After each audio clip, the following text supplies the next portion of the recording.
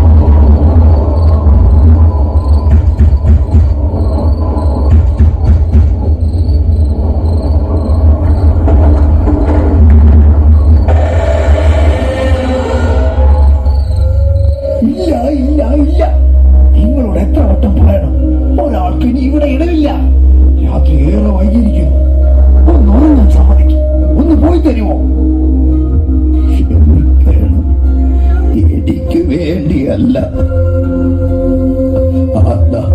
ആ പെരുവഴിയിൽ നിറവയറുമായിട്ടൊരു പെണ്ണും ഒരു ചെറുപ്പക്കാരനും.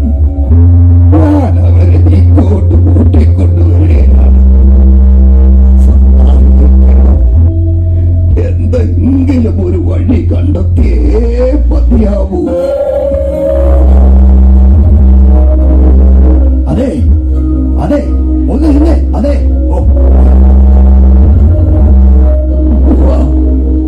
കേറുക മക്കളെ, വന്നാട്ടെ. ഞങ്ങൾ ഉപേക്ഷിക്കണം. ഈ പാതിരാത്രികളെ കൊണ്ട് എനിക്ക് പോകാനിടമില്ല.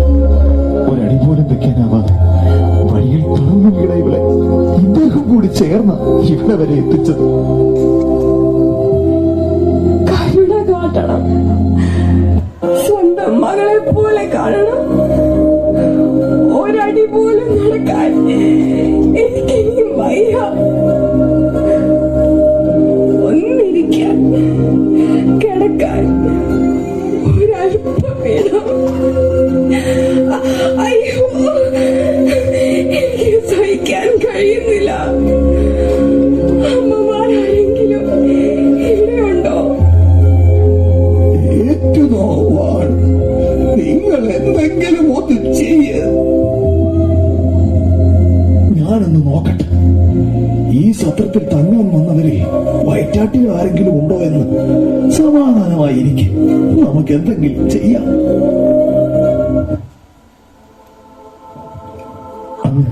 അങ്ങ് ആരാണ്? ഒരു പരിചയമില്ലാത്ത ഈ ഏഴകളോട് ഇത്ര ദയ കാണിക്കുവാനായി അങ്ങൊരു ദൈവദൂതനാണോ? ഞാൻ ശിമയോൻ, നമ്മൾ കാത്തിരിക്കുന്ന മശിഹായെ കാണാതെ മരണം കാണുകയില്ലെന്ന് പരിശുദ്ധാത്മാവിനാൽ അരുളപ്പാടുണ്ടായവൻ. മശിഹായുടെ വരവിനായി കാത്തിരിക്കുന്നവൻ. വയ്യ, എനിക്ക് വയ്യ. യഹോവയായ തമ്പുരാനെ, കൃപ ചെയ്യണമേ.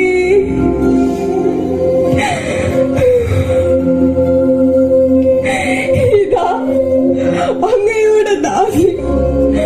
അങ്ങയുടെ ഇഷ്ടം എന്തോ അതെന്നിൽ നിറവേറട്ടെ.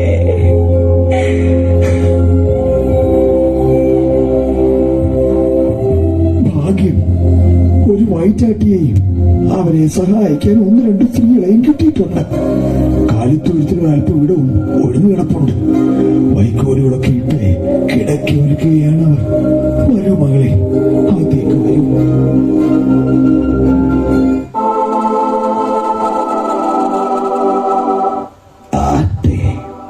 ചോദിക്കാൻ മറന്നു.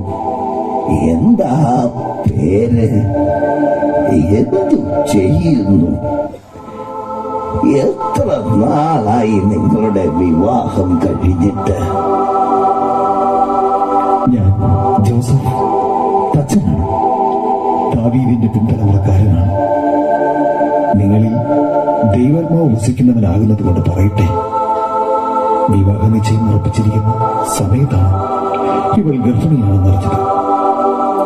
ഇവളുടെ നിഷ്കളങ്കത്വം കൊണ്ടും ഇവളിൽ അപമാനം വരുത്തിവെക്കുവാൻ എനിക്കിഷ്ടപ്പെടാത്തതിനാലും ഉപായത്തിൽ ഉപേക്ഷിക്കുവാൻ തീരുമാനിച്ചിട്ടുള്ളത്. എന്നാൽ ആ രാത്രിയിൽ യഹോവയുടെ ദൂതൻ പ്രത്യക്ഷനായി. ഇവളിൽ ഉൽപ്പാദിതമായിരിക്കുന്നത് പരിശുദ്ധാത്മാവിനാലാണെന്നും പിറക്കാൻ പോകുന്ന ശിശു ലോകജനതയുടെ പാപം മോചിപ്പിക്കുന്നവനാകുന്നു. അതിനാൽ നീ ഇവളെ ഭാര്യയായി സ്വീകരിക്കാൻ ശങ്കിക്കപ്പെടേണ്ടെന്നും അരുളി ചെയ്തു. അവൻ തന്റെ ദാസനായ ദാവീദിന്റെ ഗ്രഹത്തിൽ നമുക്ക് രക്ഷയുടെ കൊമ്പ് ഉയർത്തിയിരിക്കുന്നു. കന്യക ഗർഭിണിയായി ഒരു മകനെ പ്രസവിക്കും. അവന് ദൈവം നമ്മോടുകൂടെ എന്നർത്ഥമുള്ള ഇമ്മാനുവേൽ എന്ന് പേർ വിളിക്കപ്പെടും.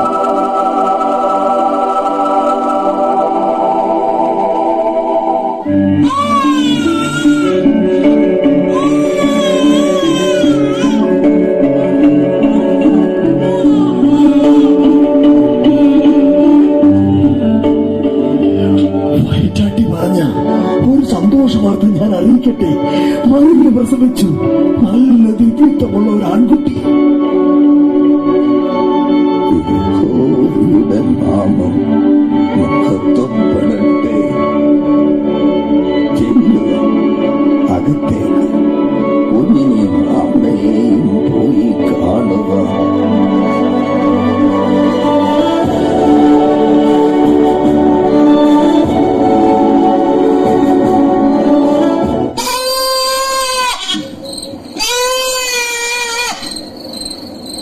ഒന്നുമില്ലടോ, ഞാനും വരട്ടെ. ഓ, ഈ ചട്ടുകാരനെ കൊണ്ട് തോറ്റു. ഒന്ന് വേഗം നടക്കണേ. ഓ പോട്ടേന്നേ, പാവമല്ലേ, വയ്യാഞ്ഞിട്ടല്ലേ. അവിടെ ഒരു വെട്ടം കാണുന്നു. അതെ അതെ, നമുക്ക് അവിടെ പോയി ചോദിക്കാം. ഹോ, നടന്നു നടന്നു ക്ഷീണിച്ചു. ഇവിടെ എവിടെയേലും ആയിരുന്നാ മതിയായിരുന്നു. ആരാണ്? എന്താണ് ഈ പാതിരാവിൽ? ഞങ്ങൾ ആട്ടിടയന്മാർ. ഞങ്ങൾ ഈ മലമ്പ്രദേശത്ത് ആട്ടിൻകൂട്ടത്തിന് കാവൽ കിടക്കുകയായിരുന്നു. ഈ രാത്രി തണുപ്പകറ്റാൻ കൂട്ടിയിരുന്ന തീയൊന്ന് കെട്ടടങ്ങി. കണ്ണിൽ ഉറക്കം കയറി വന്നപ്പോ ഒരു വലിയ പ്രകാശം ഞങ്ങളെ ചുറ്റി മിന്നി. നോക്കിയപ്പോ ദൈവദൂതൻ. ദൂതന് ചുറ്റും പ്രകാശവലയം. ഞങ്ങൾ ആകെ പേടിച്ചു. അപ്പോൾ ദൂതൻ പറഞ്ഞു, ഭയപ്പെടേണ്ട, സർവജനത്തിനും ഉണ്ടാകുവാനുള്ള മഹാസന്തോഷം ഞാൻ നിങ്ങളെ അറിയിക്കുന്നു എന്നും. ഇവിടെ ഈ ബേത്ലഹേമിൽ കർത്താവായ ക്രിസ്തു എന്ന രക്ഷിതാവ് ജനിച്ചിരിക്കുന്നു അത്രേ. ഞങ്ങൾക്ക് ഒരു അടയാളവും പറഞ്ഞു തന്നു. ശീലയിൽ പൊതിഞ്ഞ് ഒരു പുൽത്തൊട്ടിലിൽ ആവും കുഞ്ഞിനെ കിടത്തിയിരിക്കുന്നതെന്ന്. പെട്ടെന്ന് ഒരു സ്വർഗീയ ശബ്ദം ഞങ്ങൾ കേട്ടു.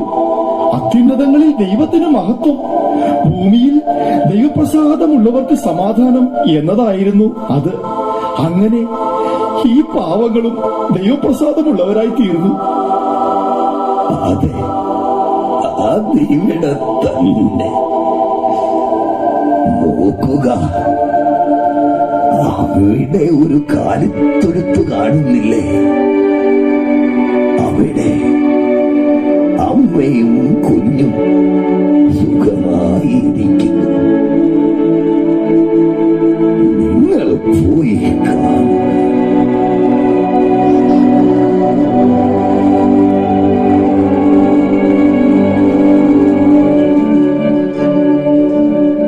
അവൻ ദരിദ്രന്മാരെ കുപ്പയിൽ നിന്നും ഉയർത്തി